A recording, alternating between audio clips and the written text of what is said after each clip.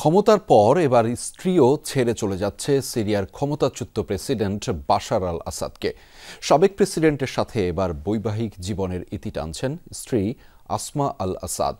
Jerusalem post সহ মধ্যপ্রাচ্যের একাধিক গণমাধ্যম বিষয়টি নিশ্চিত করে জানিয়েছে, বাশার আল আসাদের কাছে বিচ্ছেদ চেয়ে মস্কো কোর্টে ডিভোর্স ফাইল করেছেন তার স্ত্রী।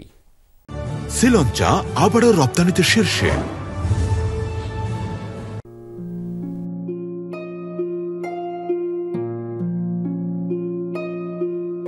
রূপকথার সব হারিয়ে নিঃস্ব রাজার মতোই যেন অবস্থা বাশার আল আসাদের। বিদ্রোহের পর রাশিয়ায় আশ্রয় নেয়া সিরিয়ার সাবেক এই স্বৈরশাসক যখন চেষ্টা করছেন নিজেকে গুছিয়ে নেয়ার, ঠিক সেই সময়ে এলো আরেক আঘাত। তবে এবার তা কোনো বিদ্রোহী গোষ্ঠীর তরফ থেকে নয়, স্বয়ং নিজের স্ত্রীর কাছ থেকে। বাশার আল আসাদকে তালাক দেওয়ার সিদ্ধান্ত নিয়েছেন স্ত্রী আসমা।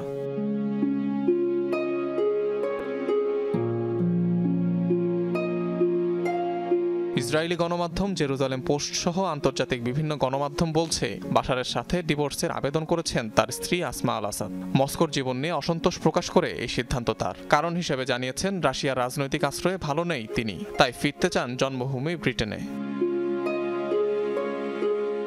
৮ ডিসেম্বর ক্ষমতাচ্যুত হওয়ার পর মস্কোতে রাজনৈতিক আশ্রয় নেন আসাদ। রাশিয়ায় যাওয়ার পর অনেকটা চাপে বাশার আল আসাদ ও তার পরিবার। রুশ কর্তৃপক্ষের কঠোর নিষেধাজ্ঞার মধ্যে চলছে জীবনযাপন। জব্দ করা হয়েছে ২৭০ কেজি স্বর্ণ, নগদ $2 বিলিয়ন সহ বেশ কিছু সম্পত্তি।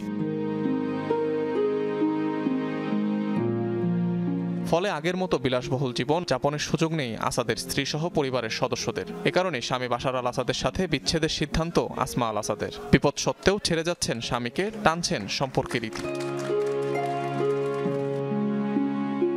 লন্ডনে পড়াশোনার সময় আসমার সাথে পরিচয় বাশার আল আসাদের। ২০০০ সালে বসেন বিয়ের পিঁড়িতে।